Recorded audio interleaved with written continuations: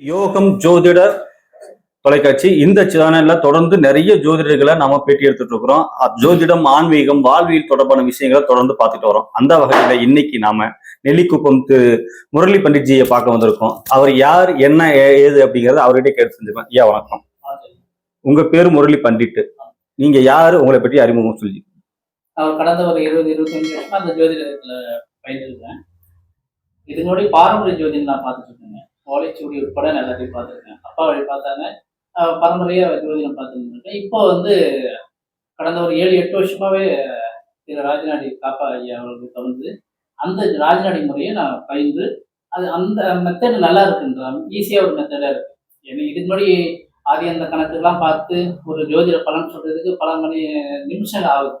ஒரு கட்டத்தை பார்த்து கணக்கீடுகள் போட்டு பலன் சொல்றதுக்குள்ள பயனாளிகள் லேட் ஆகுன்ற மாதிரி அவங்களுடைய தோட்டத்தை பார்த்தோம்னு புரிஞ்சிக்க முடியும். ஆனா இந்த ராஜநாடி மெத்தட்ல என்ன பார்க்கும்போது பார்த்தோம்னே பட்டு பலன் சொல்ற மாதிரி ஈஸியா இருக்கு. இது பல முறையை கத்து தெரிஞ்சவங்களுக்கு அதனுடைய தன்மை புரிஞ்சிடும் டக்குன்னு. எடுத்தோன்னே ராஜநாடி கத்துக்கும் போது அதுவே கஷ்டம்ன்ற மாதிரி சில பேர் தோணலாம். ஆனா மற்ற முறையை கத்துட்டு வந்தவங்க ரொம்ப எளிமையான முறை ராஜநாடி மெத்தட். ஐயா காப்பா ஐயா சொல்லி கொடுத்த மெத்தட் ஈஸியா இருக்கு. அதன் பிறகுதான் நான் ஜோதிட அலுவலகமே வச்சு இப்போ 2-3 பிரான்ச் வச்சிருக்கேன்னு வச்சுக்கேன். நெல்லிக்குப்பத்தில் திரு ஆதவ அஸ்ட்ராலஜி சென்டர்னு வச்சிருக்கேன். இப்போ ஆன்லைன்ல நிறைய பார்த்துட்டு இருக்கேன். மாத இன்கம் அதிகமாக இருக்கு. அதே சமயம் பரிகாரமே இல்லாம எளிய முறையில் சொல்லி கொடுத்துருக்காங்க. நீங்க மற்ற மெத்தட்ல போனாலும் பலன் சொல்றதை விட பரிகாரத்தையே 10 நிமிஷம் சொல்லிடுவாங்க. இப்போ ராஜநாடி மெத்தட்ல அப்படி கிடையாது. அதனாலதான் நாங்கள் இந்த ராஜநாடி மெத்தட்ல நீங்க நல்லா இருக்குன்னு சொல்ல வந்தது. இப்போ ஐயா என்ன கேள்வி கேட்டீங்கன்னா, என்னுடைய பேரு முரளி பண்டிட்னு தெரியும். ஜாதகத்துல ஒரு குழந்தை படிக்கவே மாட்டேங்குது அப்படின்னு, குழந்தை போய் படிக்காது, அது படிக்கிற வயசுல படிக்கணும்னு வச்சுக்கோங்களேன். ஆனா அது என்ன சொன்னாலும் புரிய மாட்டேங்குது. ஒரு தடவை 2 தடவை படிச்சுதான் பாக்குது, ஆனா மறந்துடுது. சொல்றாங்க இல்லைங்களா, என்ன படிச்சாலும் ஏறவே மாட்டேங்குது. இந்த வாழைமட்ட புத்தி, கற்பூர புத்தி எல்லாம் சொல்றாங்க. இந்த மாதிரி புத்திகள் யாருக்கு இருக்குது? நம்ம சொன்ன உடனே ஒரே இதுல புரிஞ்சுக்கிறான். ஒரு சிலருக்கு 2-3 தடவையாவது சொல்லி புரிய வைக்க வேண்டியதா இருக்கு. இந்த மாதிரி வளர்ற பிள்ளைங்களா இருக்கட்டும் அல்லது பெரியவங்களும் இருக்கட்டும், அடிக்கடி மறதி வர்றது, இந்த மாதிரி கிரகங்கள் அமைப்பு யாருக்கு இருக்கும்? ஒரு ஜாதகத்துலங்க கம்யூனிகேஷன் சொல்லக்கூடிய கிரகம் இருக்கு இல்லைங்களா. பொதுவாக காலபுருஷ தத்துவத்தையும் நம்ம அந்த பாரம்பரிய மெத்தடே சொல்றோம். உங்களுக்கு காலபுருஷ தத்துவம் 3ஆம் இடம் கம்யூனிகேஷன் குறிக்கும். சரிங்களா. இந்த மிதுன ராசியை சொல்லுவாங்க. இந்த மிதுன ராசியுடைய கிரகம் எதுன்னா புதன் கிரகம். சரிங்களா. அப்ப புதன் கிரகம் ஒரு ஜாதகத்துல பலமா இருக்கு, பவரா இருக்குது என்றால் அவங்க டக்குன்னு புரிஞ்சிக்கக்கூடிய தன்மையும் கொடுக்கும்.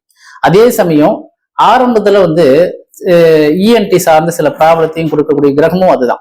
அப்ப எது பவரா இருக்கோ அதுவே மைனஸையும் சில விஷயத்தை கொடுக்கும். அவங்க வீட்டுல ஆல்ரெடி ஏதாவது சொத்து சார்ந்த பிரச்சனைகள் இருக்குன்னு வச்சுங்களேன், அவங்களுக்கு இயற்கையாவே படிக்கக்கூடிய தன்மை ஈஸியா வந்துடும். அப்ப இதனுடைய தன்மை அது அப்படின்னு புரிஞ்சுக்க தேவையில்லை.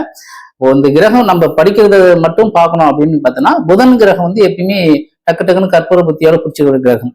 அதுக்கு படிப்படியா முன்னேற்றத்தை கொடுக்கிற கிரகம் புதன் தான். அப்ப புதன் தான் கல்விக்காரகன், வித்யாகாரகன் என்று சொல்லக்கூடிய கிரகம். அப்ப வித்தைகள் அதிகம் கற்கக்கூடிய கிரகமா இருக்கிறதுனாலையும் 3ஆம் இட ஸ்தான அதிபதியும் அதுதான் இருக்கிறதுனால அதுதான் படிக்கக்கூடிய கத்துக்கணும் இல்லையா. ஒரு விஷயத்தை டக்குன்னு கத்துக்கிற அந்த ஆர்வத்தை குறிக்கிறதே புதன் தான். அந்த கிரகம் பலமா இருந்தாலே எல்லா விஷயங்களும் ஈஸியா கத்துக்கலாம் ஐயா. ஃபர்ஸ்ட் நம்ம எடுத்துக்கணும், அப்சர்வ் பண்ணணும்ன்ற தன்மையை கொடுக்கறது புதன் தாங்க. அப்ப புதன் பவரா இருந்தாலே உங்களுக்கு ஈஸியா படிச்சிருவாங்கன்னு சொல்லிடலாங்க. அப்போ ஒரு சில படிக்கிறாங்க, படிக்கும்போது பாதிலேயே அந்த கல்வியை விட்டுட்டு வேற ஒண்ணு தொடர்றாங்க. இப்போ 10th வரைக்கும் படிக்கிறாங்க, டக்குன்னு அதை விட்டுட்டு ஒரு குடும்ப சூழலோ ஏதோ ஒரு காரணம், ஆனா அவங்க பார்த்தா திடீர்னு ஒரு பஞ்சர் கடைக்கோ ஒரு வெல்டிங் ஒர்க் ஷாப்புக்கோ வேலைக்கு போயிடுறாங்க. அவங்க வேலைக்கு போயிட்டு திரும்ப 1 வருஷம் 2 வருஷம் கழிச்சு திரும்ப படிக்க ஏதாவது ஒரு டிப்ளமா கோர்ஸ் ஆன்லைன்ல படிக்கிறது, இந்த மாதிரி வராங்களா. அப்ப படிப்பை விட்டுட்டு திரும்ப கண்டினியூ பண்றாங்க, திரும்ப அதை விட்டுட்டு படிச்ச படிப்பு ஒண்ணு தொழில் பார்க்கறது வேறையா. இந்த மாதிரி ஒரு டிஸ்டர்பான ஒரு முறை இருக்கு இல்லையா, இதெல்லாம் யாருக்கா இருக்கும்? இது இப்ப புதன் கிரகத்து கூட தொழில் வருமானம் அப்படின்னு சொல்லக்கூடிய சனி கிரகம்னு வச்சுங்களேன், அதுல சேர்ந்தே இருக்குன்னு வச்சுங்க. பொதுவா இப்போ புதன் கூடயே சேர்ந்து இருக்கு. எந்த ராசி லக்னமாக இருந்தாலும் கூட புதனும் சனி சேர்ந்து இருக்குன்னா அவங்க படிக்கும் போதே வருமானத்தை ஈட்டணும், வியாபாரமாக்கணும் அப்படின்ற மைண்ட் செட் அவங்களுக்கு இருந்துனே இருக்கும். அது வசதியான குடும்பத்துல பிறந்திருந்தாலும் கூட, ஏழ்மையான குடும்பத்துல பிறந்திருந்தாலும் கூட, இப்ப படிக்கும் போதே சில சின்ன பசங்க பார்க்கலாம், படிக்கும் போது ஸ்கூல்ல மலாட்டு கேட்கலாம் வைப்பாங்க. சரிங்களா. அது படிக்கும் போதே வருமானத்தை ஈட்டணும், அந்த மைண்ட் செட் உங்களுக்கு ஈஸியாவே வரும். அந்த சனி புதன் சேர்ந்து இருக்கு, பலமா இருக்குன்னு வச்சுங்களேன், அவங்க படிக்கும் போதே வருமானத்தையும் கொடுப்பாங்க. அந்த சமயத்துக்கு தகுந்த மாதிரி கல்வியுடைய டிப்ளமோ கோர்ஸ் நீங்க சொன்னீங்க இல்லைங்களா, இதெல்லாம் தொழிற்கல்வின்ற லைன்ல போவாங்க. அப்புறம் ஒன்றுக்கு மேற்பட்ட கல்வி படிக்கிறது, ஒரு துறைக்கு போகும்போது ஒரு விஷயத்தை கத்துக்கக்கூடியது எல்லாமே அந்த சனி புதன் கிரகம். ஓகே. அப்ப இந்த மாதிரி அப்ப நீங்க சொல்லும்போது என்ன சொன்னீங்க, இது எந்த லக்னமா இருந்தாலும் எந்த ராசியா இருந்தாலும் சொல்லி ஒரு வார்த்தை சொன்னீங்க. அப்ப ஒரு ஜாதகத்தை எடுத்தோடனே எல்லாருமே அதான் சொல்றாங்க, நீங்க இந்த ராசி இந்த லக்னம் ராசி பலன் சொல்லும்போது எல்லாமே அதான் சொல்றாங்க. அப்ப இந்த எந்த ராசி எந்த லக்னமா இருந்தாலும் இந்த கதை சொல்றீங்க அப்படின்னா அப்ப ராசி லக்னம் பார்க்க தேவையில்லையா? இல்ல, லக்னம் பார்க்க வேண்டிய அவசியம் இல்லைங்க ஐயா. ஏன்னா இப்போ சூரிய உதயத்தை தான் வச்சு லக்னமா கணக்கீடு பண்றாங்க, சரிங்களா? இப்போ வடநாட்டு பக்கம்லாம் நீங்க பாத்தீங்கன்னா அந்த ஒரு ராசியே வந்து சூரியன் எதுல நிக்குதோ அதுதான் ராசின்னு சொல்லுவாங்க. நம்ம ஊரை பொறுத்தவரைக்கும் சந்திரன் தான் ராசி. நம்ம ஊர்ல எது இருக்கு, சந்திரன் எங்க இருக்குதோ அதுதான் ராசின்னு சொல்லுவாங்க. சில பேர் அதே வடநாட்டிலேயே கூட, நான் வடநாட்டுல ஜாதகம் பார்த்திருக்கின்ற அனுபவத்துல சொல்றேன், அங்க வந்து சூரியன் எங்க நிக்குதோ அது ராசி ஒரு இருந்தாலும் பேருடைய டேட்டா படுத்தி வச்சிருக்காங்க இல்லைங்களா, அது எந்த மாசத்துல பிறகுறாங்க, அக்டோபர் மாசத்துக்கு ஒரு ராசி, அந்த மாதிரி நிறைய கணக்கீடு உண்டு. நீங்க அதனாலதான் ராசி லட்சம் 9 கிரகமும் ஒரு ராசியில நிக்கும் இல்லையா.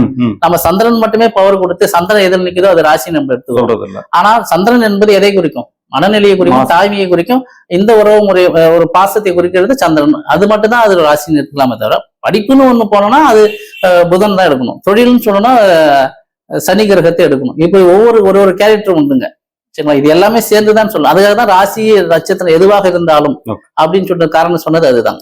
ரொம்ப சந்தோஷம், ரொம்ப எளிமையா சொன்னீங்க. வணக்கம். நன்றிங்க ஐயா.